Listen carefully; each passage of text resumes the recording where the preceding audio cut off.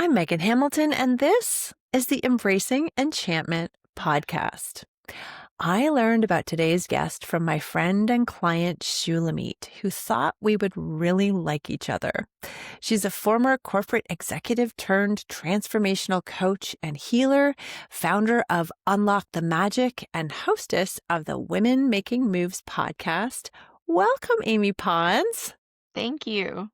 It I'm makes s- me laugh to hear turn, what turned into uh-huh, something else, uh-huh.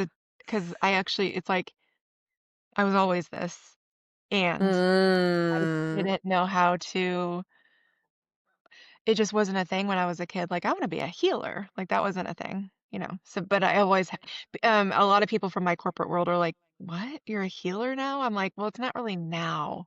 Always?" Yeah, I just figured it out. I It just was figured always I the I case. remembered. Yeah, I remembered. Yeah, I like that. I like that a lot.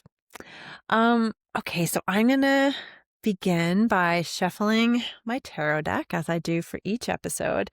And as I'm shuffling, I've been so curious about the work that you do because we have a lot of intersections in leaving corporate and embracing our spirituality. So I'm wondering if you could tell me a little bit about how you found yourself in your Mhm. current business. You know, I often actually see my spirit guides and ancestors kind of in like a huddle or a scrum. Um, Scrum. I love like that. um back when I was starting to stir a little bit, and this was about almost a decade ago. I was deep into corporate, but I was like, wait, I feel like I'm I feel like I'm a really powerful activator. I don't know what Hmm. that means yet, but I felt the urge to feel into more. So luckily I had the opportunity to become the Women's Employee Resource Group leader, head at my corporate job. And I was like, oh, my unique power is bringing women together to experience the full spectrum of what we want to feel into or what we're experiencing that day and stepping Uh-huh. outside of the copy paste. And almost like I would feel this visceral yumminess of a mixture of like sacred rage and ancestral wisdom when I got all of these like 1,500 women in a room. And we Hmm. would all get together and talk about not woo stuff, like we were talking about like, I don't know, stupid shit like executive presence or something. But no offense to anybody. But that's the but it kind of I was like, "Oh, I love being in a room with women who actually, by any degree, feel into their like, what they already knew in their bodies." And so, anyway, long story short, kind of, um, that was filling my cup for the next few years. I was doing my day job, crushing it. It was fine. Not, the day job wasn't filling my cup, but the women's ERG was. Well, then in 22, I got promoted kind of one last time in corporate, and that's when my guides scrummed up and they're like, "Okay, what are we gonna give to her so that she remembers that her innate abilities are not only coming up to surface or coming back, but also, hey, remember what you just felt for 3 years in your ERG? You're meant to do that out in the world." Oh, again. So I've actually seen my guides and ancestors and angels in like a scrum being like, "Wait, Blue 42, blue," whatever, and, calling out plays, and what that meant for me in my 3D was, psychological abuse in the workplace, and I describe it this way very intentionally because it's like, I can look back at this now and appreciate so much the gift that they were laying in my pathway, and it hurt like hell as a human, Hmm. because my overall well-being and value and worth had just tanked, over that 10 months of psychological abuse, of literally someone telling me every day, "You're not good enough." And, it actually connected back to my childhood trauma of domestic violence and that kind of thing. So it was like I was being shown 40 years of my beautiful, perfect, exquisite pattern that I was meant to break free from to Hmm. expand my soul. That's why I came here. And I say all this now with ease. Y'all, it wasn't easy. Yeah. No. And every moment of my human self fought this with every vigor that I had, with gusto. And then I visited Salem, Massachusetts in October of that year. So I was really excited to go to Salem. I was always obsessed with like the stuff we didn't know a lot about, the unknown, the mysterious, the paranormal, the whatever. And I'm like, I my childhood best friend and I were like, let's go to Salem. That feel we feel called? Sure. So we went there and I had a reading for the first time ever in my life. And as the person sat down with me, the reader, um, he was like, "Oh, you could read me." I was like, "I don't know what that means." He was like, "You will." So I share all of Like, this okay, because cryptic. I was like, okay," because I was still in corporate when I went to Salem. But the moment Mhm. I got back, it was like that one last straw moment paired with my beautiful experience in Salem that led me to say, "Today's my last day." Um, I don't I don't recommend anybody do that. Pulling the safety net completely out from under you, but and it happened divinely for me. That was the way I was meant to do it. I don't Yeah. know that I would have ever explored out here otherwise, so it had to be that hard, or it had to be that swift, and I had to like kind of get my all of myself, kind of like all of my shit together to figure out like, oh, what is this? And I almost jumped right back in the corporate pool the next week. And my loving husband said, "Hey, did you leave for a reason without?" Right. And I was like, like You're like, without "Oh." any notice and without any severance or without any package, I just walked Mhm. out. And so that gave me, I hired a coach, I hired a spiritual guide, I went to therapy. I was like, let me, let me really, let me go hard on this. And 23, y'all, the hardest year of my life because Mhm. everything from 40 years was coming up to the surface. It hurt. So when you ask how I got into my business, Mhm. it was certainly wasn't a direct line, not that it is for anybody, but I started feeling into first and foremost, I was like, well, what did feel good about corporate? It was coaching the hundreds of women when I was in the ERG. So I was like, let me go out and get a certification for life coaching. Mhm. That feels good. And then because I'd done marketing for so long, I immediately started consulting for marketing as well, because that's just stuff that was easy to me. So I did that for a while. That was part of Unlock the Magic. And then my first 6 months after my business launched, my guides paused me again because they're like, "Hey, what you doing?" Meaning, do you want to keep doing marketing? Does that feel good to you? Right. What is your coaching modality? What are you grounding in? And oh, do you remember that you're clairsentient, claircognizant? What are you gonna do with that? Mhm. So Right. spark spark like another panic inducing but that beautiful pause of 6 months was for me to not just keep stamping out a certification or like things to do. It's like, no, go deeper. It was like that was the invitation to go deeper. So long story, but Yeah. that's when you ask how, that's how Unlock the Magic was birthed and was I'm a healer and a warrior. And that's also how Women Making Moves came to be because my healer was starting to feel really good, but my warrior was like, "Hey, can we get some airtime?" I was like, "Oh, right. Yep. Let's do that." And that's where Women Making Moves, which you are coming out on an episode soon of on my podcast, where Mhm. we get to be unabashed goddesses and we get to share anything that's on our heart, soul, or womb. And it gets a little spicy sometimes, which is fun. Yeah. Yeah. That calling and listening to it, um, has not yet, been a bad choice. right? It did not have been a bad choice. No, never. Not bad. Easy, no. Not mad No, though. never. No. Yeah, it's interesting. I had when I was pulling cards for myself this morning, I asked a specific question. I've been asking specific questions lately, and uh, everything that came up was reminding me of the struggle or the friction or the suffering, and how that actually not only is that part of the cycle of life and part of being a human and the full spectrum of humanity, but it's also fuels spell work and if you can transmute it into something positive, so it's not ruining your nervous system, then it's actually basically power. It's just being able to allow it to move through in a way that is helpful, functional, on your forward trajectory and not stagnant, fear-inducing, stopping, Mm. blocking, etc.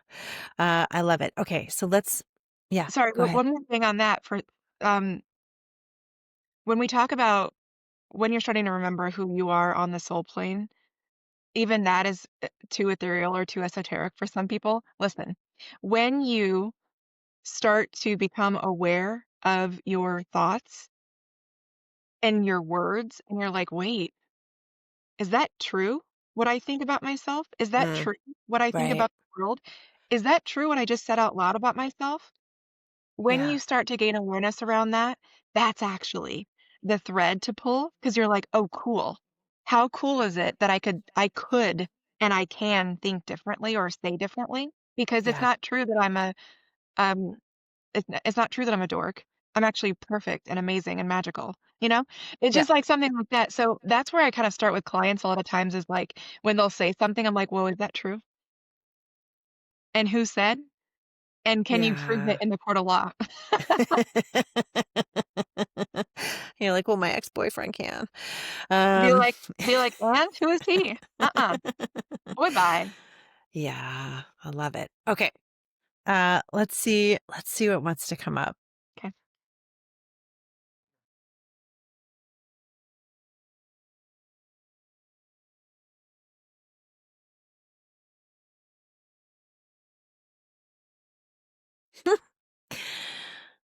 Four of Pentacles.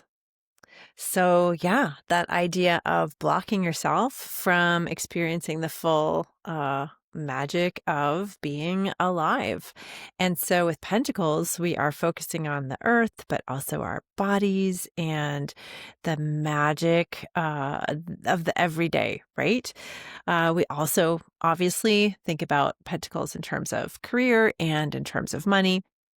I like to think of Pentacles in terms of the exchange, the reciprocity of energy. And so resources out, resources in, both, like as tokens of exchange, but also in community. And so I'm a big fan of the idea of what you put out comes back to you. It doesn't always look exactly as you expected it to, but we have to be open to be able to see what's there. And with the Four of Pentacles, we're often closing ourselves off from our center points that allow energy to flow in and through. So if we're looking at a lens of like Reiki, for example, that would be coming in through the top of your head and warming up in your heart center, and then sometimes pushing or allowing to flow through the bottoms of your feet to release like stuck stuff.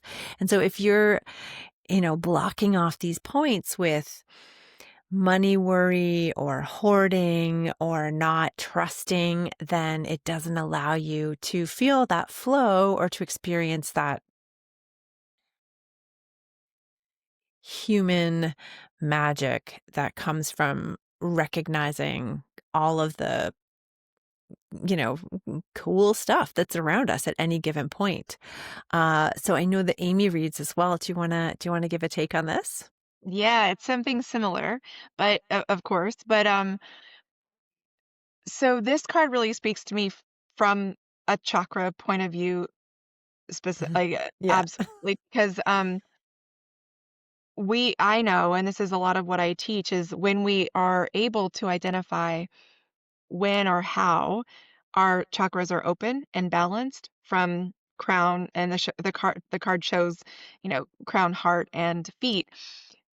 That symbolizes, I mean, this card, when you flipped it, when you have the flow of energy is meant to be infinite and up, down, around, always moving. And that it's when that's in flow, that's exactly when you're able to move anything and bring it all in.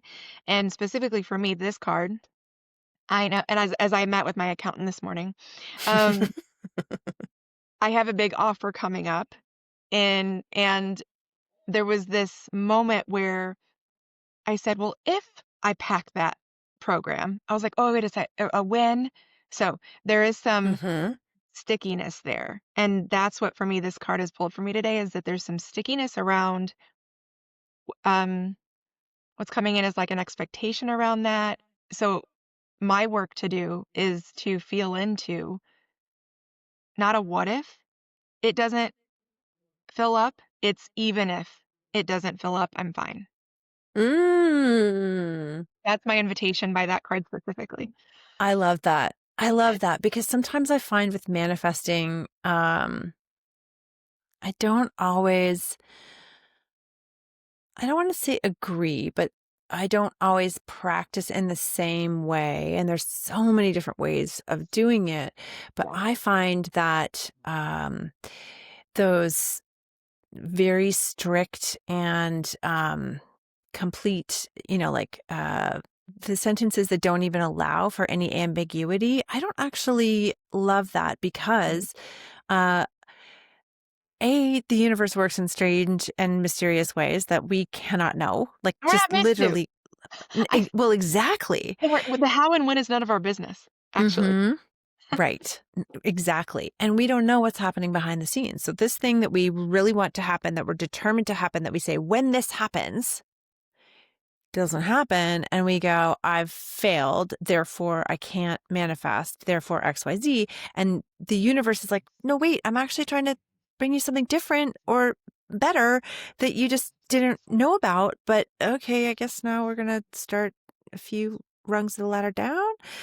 Uh, and so yeah, and you're right, the language that we use is so important, and we can catch ourselves saying certain words that do become fixed instead of growth, open, allow. uh Mm, what's the word I'm into recently? Words are not my strong suit at this point in the day, unfortunately. I start to lose them. But the release, the trust, the surrender mm, was the word I've been really allowing and enjoying.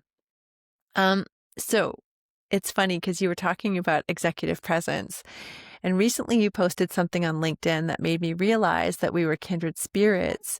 You said executive presence is grooming, just like any abuse. You must change who you are to not only gain safety, but advantages based on the executive's preferences. And so, as somebody who was an executive presence coach at a university. And of course, I did not do things the way that they were normally done. So that had I also just became so disinterested in the idea in general, and it felt so icky. So when you wrote that, I really responded to it not just as a like, yes, I love this take, which I think I said, but also the reason why I ultimately needed to leave that environment. The reason why I couldn't be in that environment any longer, because it was all these folks that wanted to have this, what they considered an executive presence, which was basically like a mask. yeah. And so, uh, tell me more about this. What made you write that? Like, because obviously it hit something for you, right?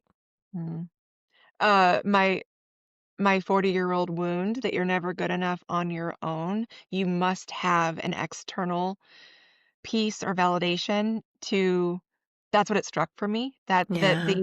this idea that I'm not good enough solely on my own, and that no, thank you, unsubscribe.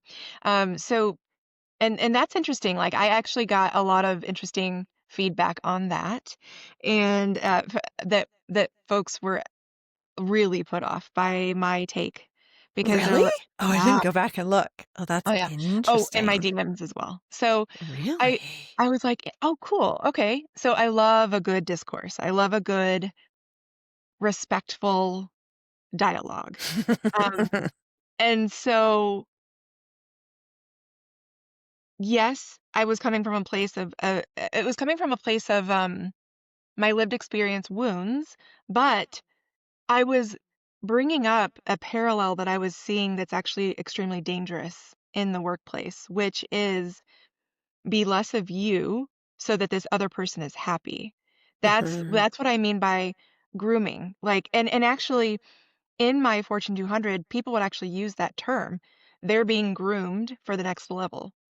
That was a term they always used. And I'm like, and after a while, I'm like, oh, why does that feel grooming me? Oh, group. Like, what do I need groomed on? Groom? Mhm. So it struck a chord, but I wasn't coming from a place in that particular comment from a wounded place. It was coming from a place of drawing a parallel and seeing if it landed with anyone, and it did a lot more. It landed much more with people that are like, "Holy shit, what?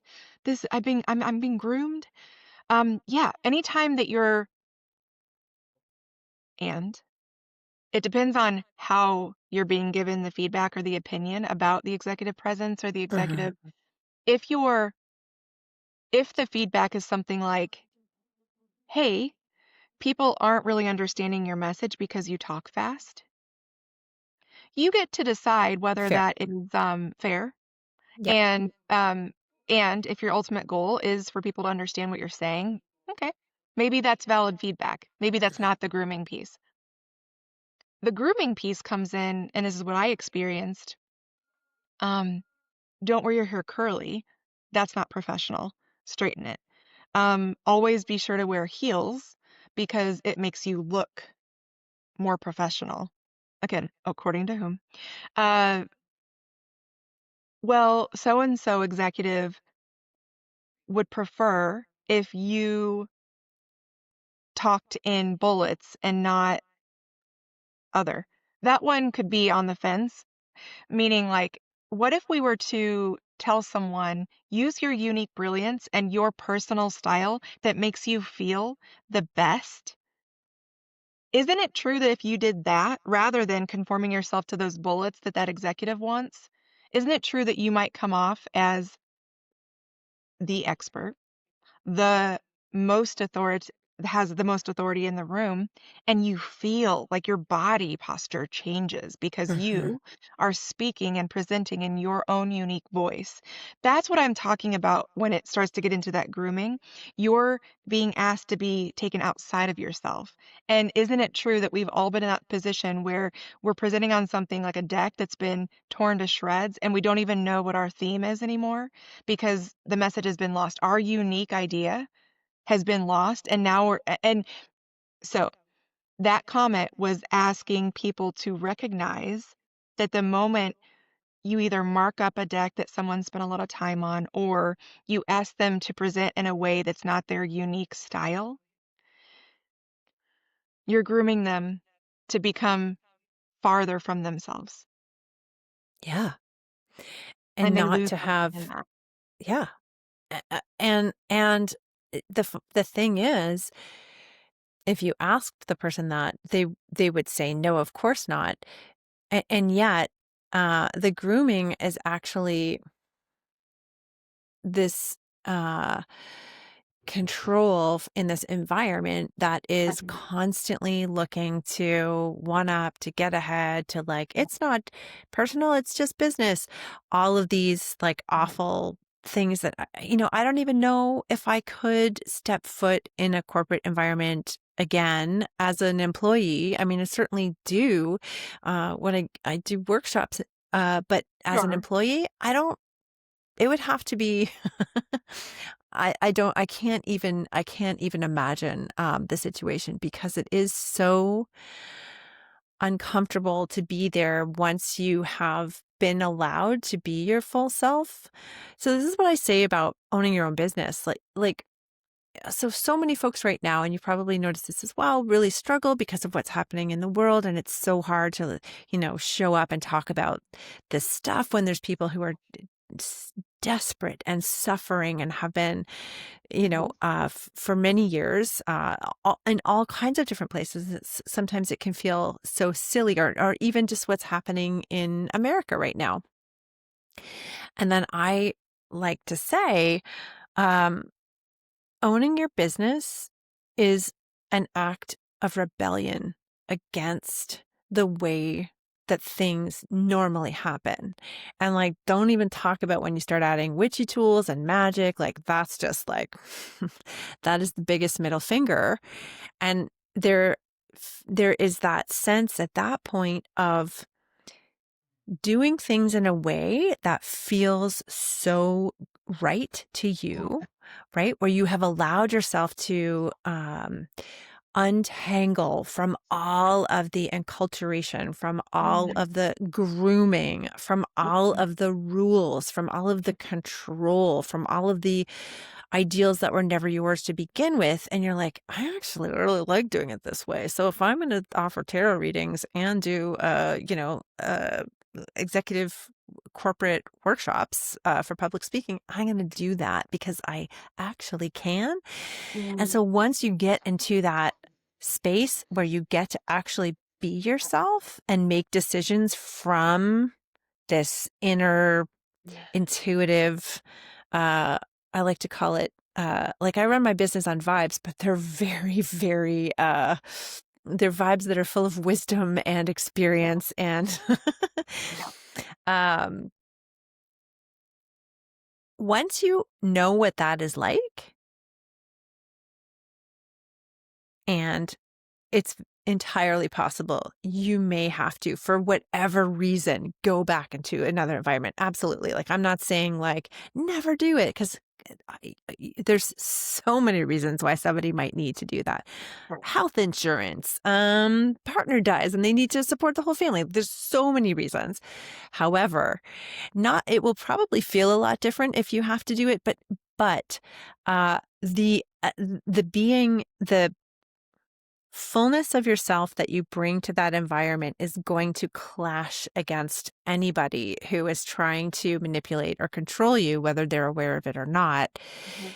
And so learning who you are through being a business owner is, in my opinion, one of the absolute most rebellious things you can do against status quo, against, you know, what we see happening and crumbling all around us right now. Yeah, and I have kind of like something that I've been saying a lot is that this particular space and time, what the ask energetically is to be so you can be so acutely aware without overwhelm of the worldly unfoldings that are harmful and get so clear and deep on what you actually want, like you as an individual. And Mhm. it's not necessarily like wanting an ice cream cone, right? Like, so, what is it? What would your ideal scenario look like every single day, all day? Starting there. You can create your own okayness every single day or your own safety and peace by any degree while being aware and compassionate toward what's happening in the world. And the actual harder part is holding that vibration of your own personal okayness and peace. Because right now, my belief is that it's more of an energetic ask. Like what we reverberate out into the world through our podcasting, through our work, is actually what's creating the new. And so the how, quote unquote, of getting through this really wild time, kind of like we did in pandemic, is the how is to start with yourself first. Like choose yourself first. What does it look like for you to be okay in this moment and create Mhm. more of those okay moments so that they build upon each other? That's actually, quote unquote, how you are helping to create the existence that we all deserve. Mm. Yeah, I mean, yeah, without getting too far into the weeds on this stuff, I mean, I think there is a place for deep compassion and help, right? Sure. As well as um nervous system regulation work in all many different forms, so that you're not continuing um putting back out your own frenetic um energy that is having a hard time managing the news that's coming to you, which, is all of us at any given Yeah. points, right? We're all impacted. Um, and there's lots of action you can take Yes. to help other folks, as well as that action supports your ability to not feel like you are completely without recourse. Yeah, the ask is not to like to bypass or to go deep into the cosmos and just ignore everything that's happening on the earth. Yeah. It's like some days when and my advice is to always just feel through what's coming up for you. There are days where I'm like, all right, I'm gonna put myself to bed. And that's where I'm gonna stay the rest of the day.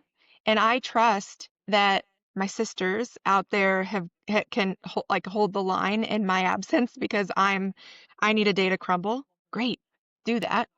Um, but just be mindful of how do you want to stay crumbled or do you want to move in any way, shape, or form? And that's going to look different for everybody every single day. It's going to be so different, and just allow for that. Don't allow any person, place, or thing to make you feel bad about your own personal process in this space and time where we're in the upside down and like none of us have trained for this, right? So just allow for Yeah. it, and I say this as a privileged white woman that has an established home, like I can create my okayness in a different way than someone else, but I'm not I believe that regardless of your circumstances, you can create an okayness on some degree.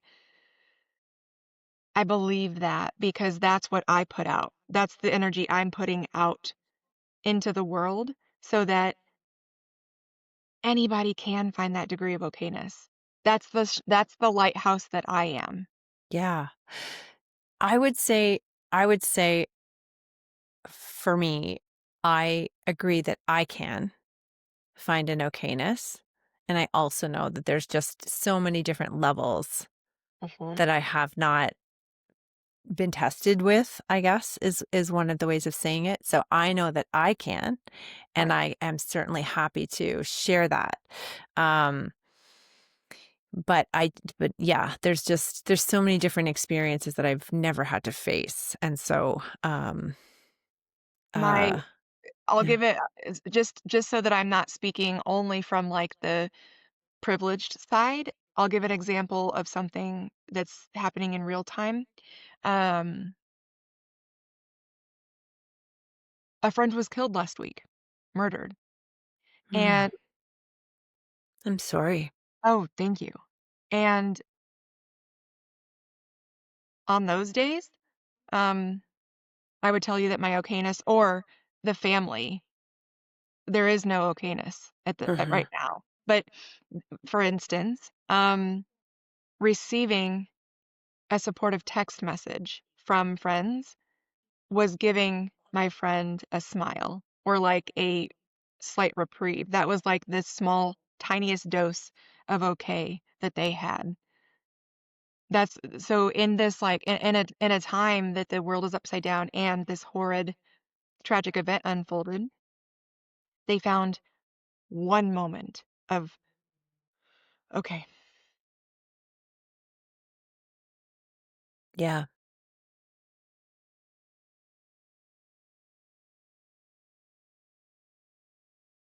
That is, that is super difficult. so that's all I'm suggesting is that more than one thing can be true at once. Mhm. You can feel such deep ache and torture within you, and there still might be a glimmer of light around you if you and you might not want to see it. That's fine too. Follow your own process, but there Mhm. just try to find that moment of okayness. Even if Yeah. it's getting a getting a drink of water, touching grass, um, petting a dog. I don't know, what is it? What could it be? I actually think that if we could all just pet dogs generally, for the most part, th things would be a lot different. I saw an article, I think it was in Sweden, that, either foster kids or orphan kids and people in retirement homes were paired together, Mm. and they also brought in dogs from a shelter. So it was like this trifecta, beautiful healing and love, and Yeah. they're finding, like, exquisite results from that. I don't doubt it at all. Um, and that's the like, when you can heal alongside somebody in the fullness of whatever is going on for you, right? Like, I often find that if you are in a position where you are in a difficult period, but you can help somebody while you're in that difficult period, that for me is often that like glimmer that helps come out of it. So this I can imagine this like scenario of um older folks and kids who've been through a lot and dogs that basically just only exude love for the most part. I mean, they're like I've said this so many times, but they're if there's angels, they are angels. Mm, Like they're just this purity that is something to behold. Yeah, like maybe that's, and there's lots of dogs. My friend is doing a mountain hike right now. And basically every other picture is another dog that she has encountered on the way. And I'm like, that sounds pretty much um like heaven to me. Um so with this in mind, what kind of tools are you using these days to navigate this turbulence? mm. My dogs, Yeah, um, and I have my 2 dog dogs, is like, yeah. and they are the absolute light of my life.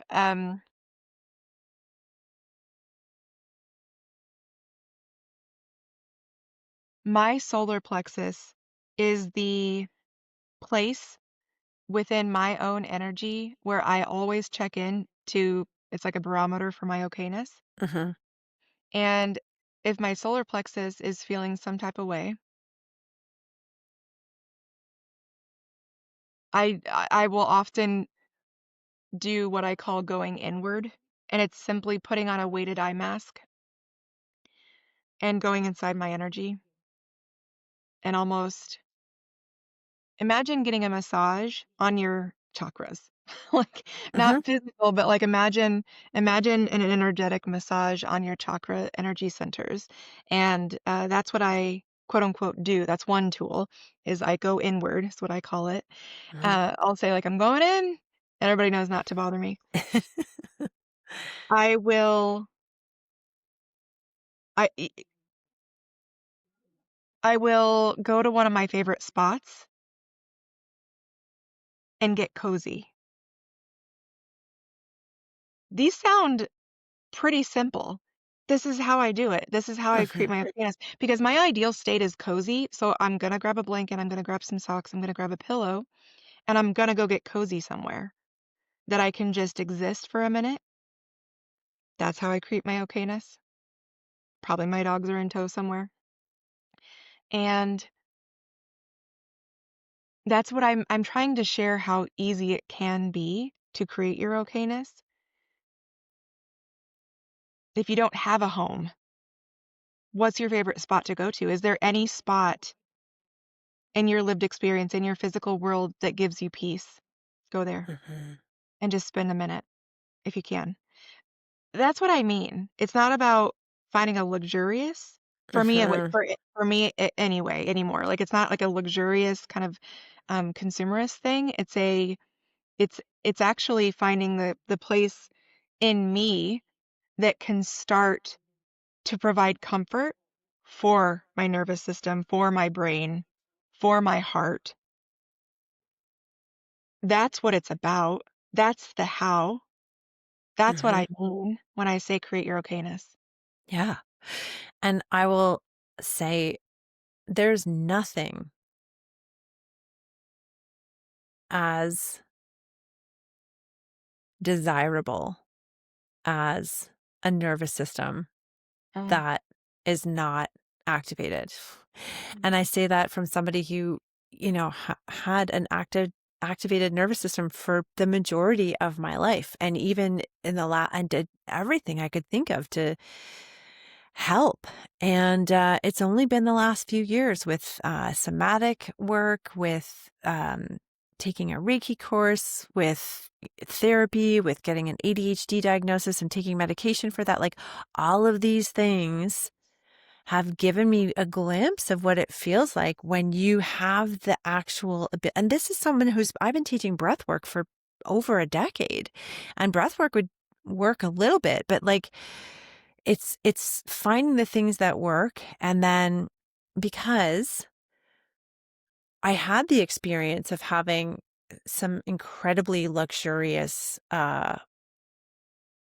vacations that I did not pay for over the last few years. And what was astonishing to me was this is what we all hope for. This is what all the influencers that we follow show us that we want. And we do. We yearn for that. And you get there. And I'm not saying, listen, like I had fun, but that wasn't it. mm-mm. I, If I I find the same whenever I go on a vacation, which is rare, and the vacations for me look like going up to a cabin in the woods somewhere. Mhm. Even when I go there, my nervous system isn't regulated because like I'm missing my dogs, or I'm like wondering if they're okay, what they're doing. There's something, or I miss something very specific about my personal space that I don't have in that other place. So Mhm. it's actually not as it's not comforting or like stabilizing as I would have thought. Mhm. Yeah. And isn't that actually the biggest surprise of all? That the place you want to Yes. be is actually your own home. Or Uh, myself. Like, I yeah, create that your my body. Yeah. myself, my body, and Mhm. that's again, I keep trying to go back to, it's not about what you have or don't have in life, No. about creating your okayness.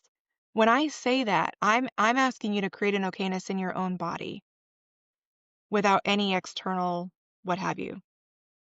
So in that case, I feel like anybody in the world or circumstance could do it if they can find that okayness within themselves. Mm. Yeah. Yeah. It just keeps continuing this conversation about what we really need and what we don't really need. Mm. Yeah, what do you actually need? Like, what's a need, right? Well, yeah. I mean, and again, like we also can't deny the systems that we're living in right now, right? And there are certain things that we have to, anyways, I'm going to get way in the weeds on this, but I know we could go all day, but yeah, it's the but most it can. ultimately we probably have more power than we think we have. I think is ultimately what the what we're getting to, and how to find that and how to cultivate it, and what a gift that can be